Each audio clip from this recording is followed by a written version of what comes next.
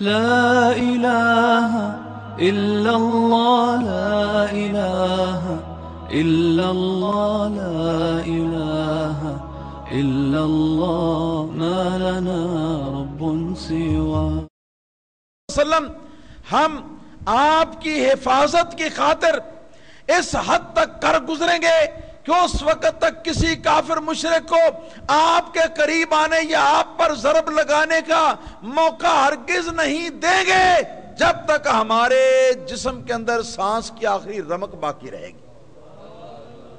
ہم کسی کو حضور کے قریب نہیں پھٹکنے دیں گے اور ہم آپ کے آس پاس لڑائی کریں گے اور قربانیاں دیں گے۔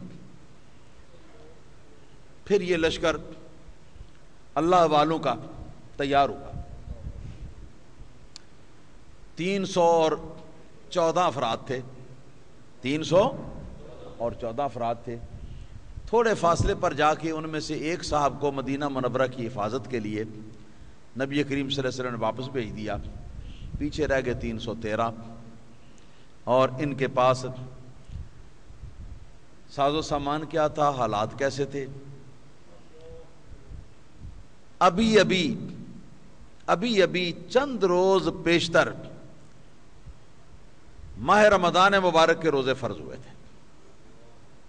ماہ رمضان مبارک کے روزے فرض ہوئے تھے اور سب لوگ روزے تھے دن کو روزہ رکھتے، رات کو تراویح پڑھتے، اللہ تعالیٰ کی عبادت کرتے۔ اور کھانے پینے کے لیے حال کیا تھا؟ کھانے پینے کے لیے یہ تھا کہ کبھی ایک کھجور کھا لی، کبھی 2 کھجوریں کھا لی، اور کبھی اتنا بھی حصے میں نہ آیا تو ایک کھجور کے 2 ٹکڑے کر لیے سحری کے وقت یا افطاری کے وقت، اور ایک ٹکڑا جو ہے وہ خود کھا لیا، دوسرا اپنے کسی دوسرے مسلمان بھائی کو دے دیا، کھلا دیا، اور پانی پی کے اللہ کا شکر ادا کیا۔ اور مفلوق الحالی اس حد تک کہ اکثر کے پاؤں میں جوتے نہیں ہیں پہننے کے لیے، تن کے اوپر کپڑے نہیں ہیں پہننے کے لیے۔ حفیظ جالندری نے لکھا ہے کہ ان کی حالت اور پوزیشن کیا تھی۔ پھر اتنی شدت کی گرمی اور روزے رکھے ہوئے اور پاپ پیادہ ننگے پاؤں چل کر جانے والے میدان بدر کے اندر تھے۔ ان کے پاس 2 گھوڑے 6 زر ہیں 8 شمشیریں، تھے ان کے پاس 2 گھوڑے 6 زر ہیں 8 شمشیریں، پلٹنے آئے تھے یہ لوگ دنیا بھر کی تقدیریں، پلٹنے آئے تھے یہ لوگ دنیا بھر کی تقدیریں۔ یہ ارادے ہیں، یہ جذبات ہیں اپنے دل کے اندر، اور اوپر سے وہ حالات ہیں۔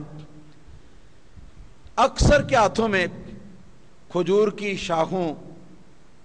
شاخوں کے ڈنڈے یا چھڑیاں، اور چل رہے ہیں مستانے۔ نبی کریم صلی اللہ علیہ وسلم فرمایا کہ چلتے چلو مدینہ منورہ سے جتنا دور جا کے ان کو راستے میں ہم روکیں اتنا ہی اچھا ہوگا۔ چنانچہ مدینہ منورہ سے 80 میل کے فاصلے پر مکہ مکرمہ کی طرف چلیں تو ارد گرد پہاڑ ہیں، چاروں طرف خوب بلند قامت پہاڑ، اور درمیان میں ایک تھوڑا سا ایریا جو ہے وہ ایک میدانی علاقہ، اور نیچے جو زمین ہے وہ کچھ حصہ اس کا جو ہے وہ مٹی والا ہے اور کچھ حصہ جو ہے وہ ریت والا ہے۔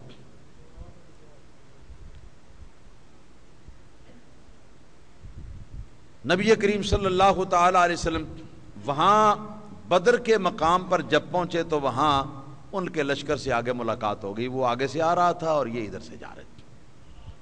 بدر کے میدان میں دونوں لشکروں نے پڑاؤ ڈال لیے۔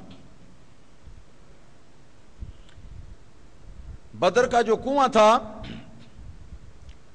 یہ بدر کا لفظ جو ہے یہ ایک شخص کا نام تھا جس شخص کی ملکیت میں یہ جگہ تھی، تو یہاں پر اس نے ایک کنواں کھودا ہوا تھا، اور کنویں کے اندر پانی آتا تھا قدرتی چشمے سے۔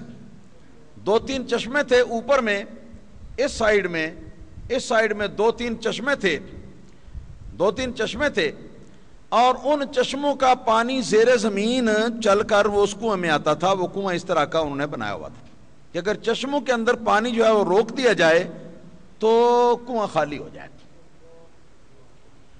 کنویں پر قبضہ کر لیا قریش مکہ نے, اور جو سخت زمین تھی اس پر بھی قبضہ کر لیا قریش مکہ نے. چشموں پر قبضہ کر لیا اہل اسلام نے, اہل ایمان نے. مگر میرے پیارے آقا صلی اللہ علیہ وسلم کی رواداری اور رحمت کا عالم یہ دیکھیے کہ کنویں میں سے ان کے پانی جب ختم ہو گیا, کنویں میں سے پانی جب ختم ہو گیا, وہ آہستہ آہستہ تھوڑا تھوڑا تھوڑا تھوڑا رس رس کے جاتا تھا. جب ختم ہو گیا, کیونکہ لشکر بہت بڑا تھا, تو اب وہ چشمے پر پانی لینے کی وہ اجازت لینے لگے کہ اگر اجازت ہو تو ہم یہاں سے پانی لے لیں. اور آئے ہیں کس لیے؟ نام و نشان نظرات کا مٹانے کے لیے.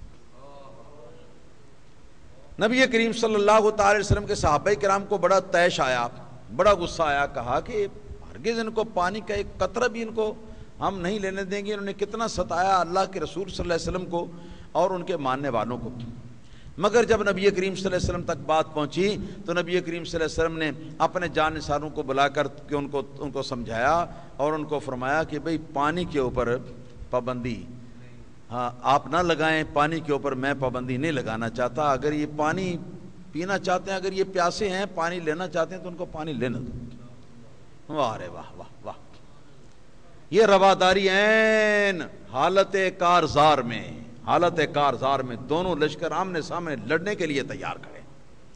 آج کل تو ایسا ہوتا ہے کہ فریق مخالف کے لشکروں کے راستے میں کنویں ہوتے ہیں, نہریں ہوتی ہیں, ان کے اندر پوائزن اور زہریلے مواد ملا دیے جاتے ہیں تاکہ یہ فوجی اس پانی کو پئیں تو مر جائیں. آج کل تو یہ ہوتا ہے. رات گزری, یہ 16 تاریخ تھی ماہ رمضان مبارک کی. رات کو 17 ہو گئی, 17 کی رات گزری. رات کو اللہ تعالی کی قدرت کہ صحابہ کرام کو خود چلنے میں اور ان کی سواریاں جو ہیں ان کو چلانے میں, چونکہ جگہ ریتلی تھی اس کے اوپر چلنے میں دشواری ہوتی تھی, تو رات کو خوب خوب خوب موسلا دھار بارش اللہ پاک نے نازل فرمائی رحمت کی, جس کی وجہ سے ان کے چشمے جو تھے ان کے آس پاس کچھ گڑھے بھی تھے بنے ہوئے, ان گڑھوں کے اندر بھی پانی بھر گیا اور پانی پانی ہو گیا, جل تھل ہو گیا. اور دوسرا وہ پانی برسنے کی وجہ سے ریت جو ہے وہ سخت ہو گئی اور اوپر چلنا پھرنا جو ہے بڑا آسان ہو گیا. صحابہ کرام نے نبی کریم صلی اللہ علیہ وسلم کے بیٹھ کر جنگی سکیم بنائی.